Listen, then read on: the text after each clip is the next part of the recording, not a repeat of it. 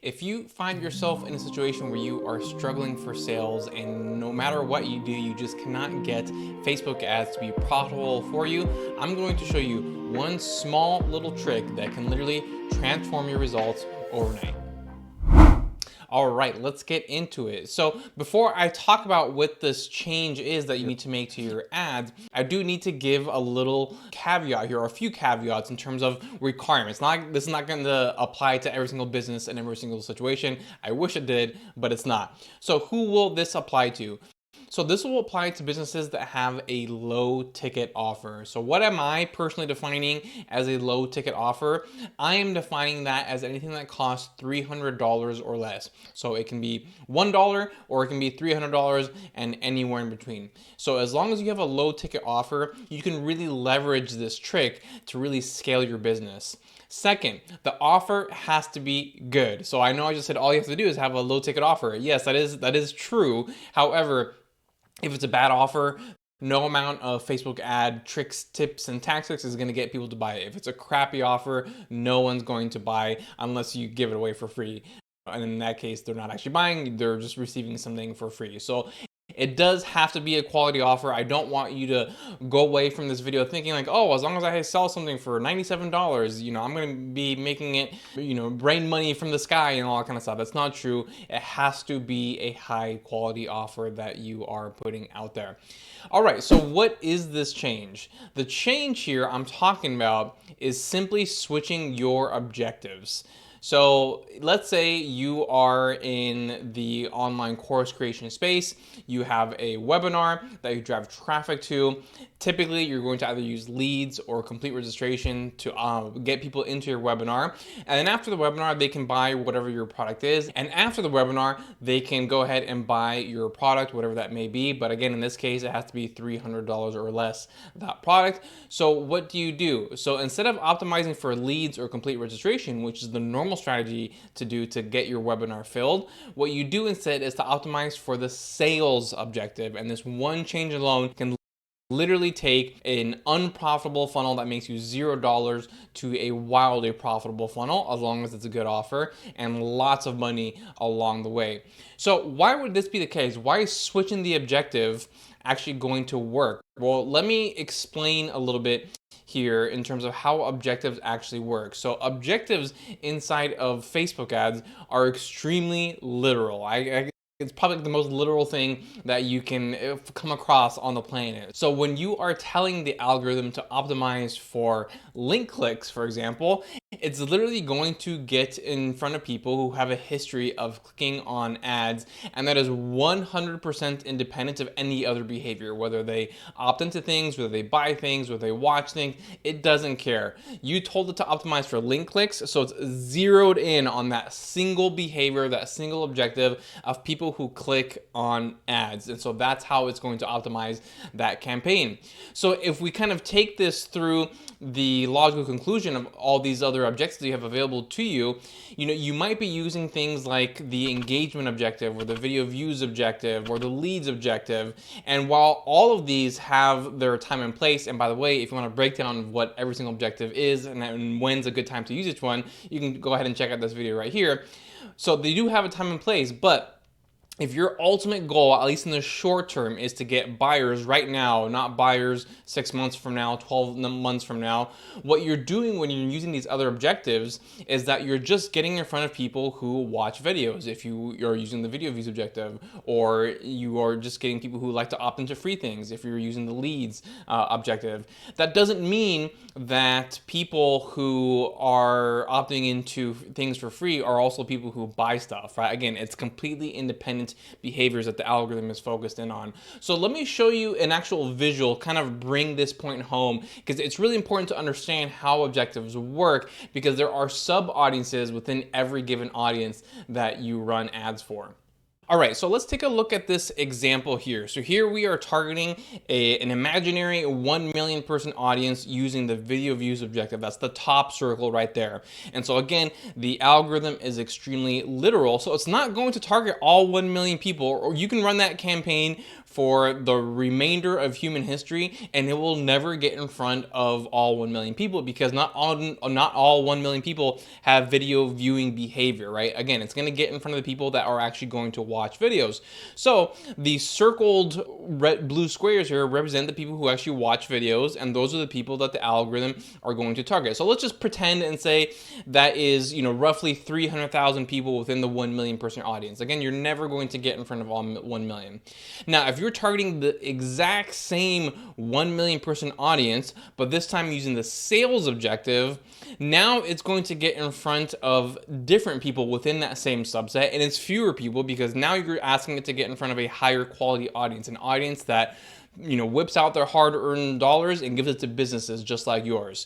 So now we only have 2 squares that are circled. So again, going after the same target audience with 2 different objectives, you're going to get in front of 2 completely different subsets of the audiences. Now, you might be asking yourself at this point, well, okay, that's fine and all, I understand that, but is there any overlap? And the answer to that is extremely little. So yes, some people who are in that video views subcategory or sub-audience, yes, some of them will be buyers, but the vast majority are not, right? The vast majority of them are people who just watch videos. They're tire kickers. They will never actually be a paying customer for you at any point. So if you're doing all these video view campaigns with the hopes like, oh, I'm going to build all this know, like, and trust factor, and then they're going to buy from me, unfortunately, that just isn't the case, because very few of them are also the types of people you would find using the sales objective. So now that we know this, whenever you are choosing your objective, you really have to think hard, okay, what do I want to achieve? Do I want to get sales right now, or do I want to get sales further down the road? It's not that these other people, whether when you're using leads or traffic or whatever it might be, that's not that they're never, ever, ever going to buy from you, but they're going to buy from you a very long time from now. Again, 6 months from now, 12 months from now, whatever it might be. So if you are looking for people to buy from you today, you need to use the sales objective, because those are the people with buying behavior in there. And this is also why I say when you use the sales objective, you want as big of an audience possible, because now that we know that there's sub audiences within every audience, the sales sub audience is the smallest one of all, right? So even if you have a 1 million person audience, that sounds very big, in terms of qualified buyers, there's maybe only 50 to 100,000 in there, right? So if you're targeting a 10, 20, 30, 50, 80 million person audience, you're getting in front of way more buyers at that point. Now, it still might sound strange, because the example I gave earlier is like, okay, well, if you're doing a webinar and then people buy your product, your low ticket offer at the end of the webinar, but you're optimizing for sales, what the heck is actually going on there? Where in this case, all you're doing is that you're optimizing for the event that happens after the webinar. So yes, the lead is the first part that comes in. However, you're not optimizing for that. You're optimizing for what comes after the webinar. And because you're choosing the sales objective, going after the same exact target audience, you're going to get in front of more qualified people, and therefore more sales are going to enter into your funnel. So let's take a look at some living, breathing examples right here. So this is a campaign for a $37 a month membership. And this client, we tried this funnel using the leads objective. It was extremely unprofitable. And then we made one little switch. We switched it over to the sales objective.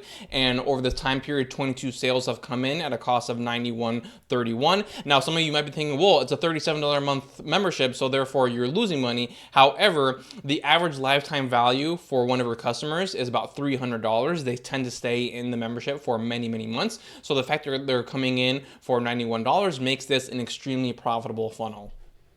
Here's another example for a $27 a month membership campaign. So once again, we tried this using the leads campaign. We were just getting the tire kickers in there. We switched it over to the sales objective, and now there's 12 purchases at a $48 cost per purchase. Again, it's a $27 a month membership, and people tend to stay in the membership for at least 3 to 5 months. So at $48 per purchase, we are making good money right there. And then final example here, because those first 2 examples were membership memberships. It doesn't have to be a membership. This one right here is for a $97 one-time purchase. Again, same situation as always. We tested this using the leads objective. It simply did not work. We could not scale it, and we could only spend, you know, so much money and still have to be profitable. But this client obviously wanted to grow the business, and it just didn't work out with the leads objective. But then when we tested out with the sales objective, now we can get purchases for $67 on a $97 purchase, and there actually are some add-ons, and so the average cart value here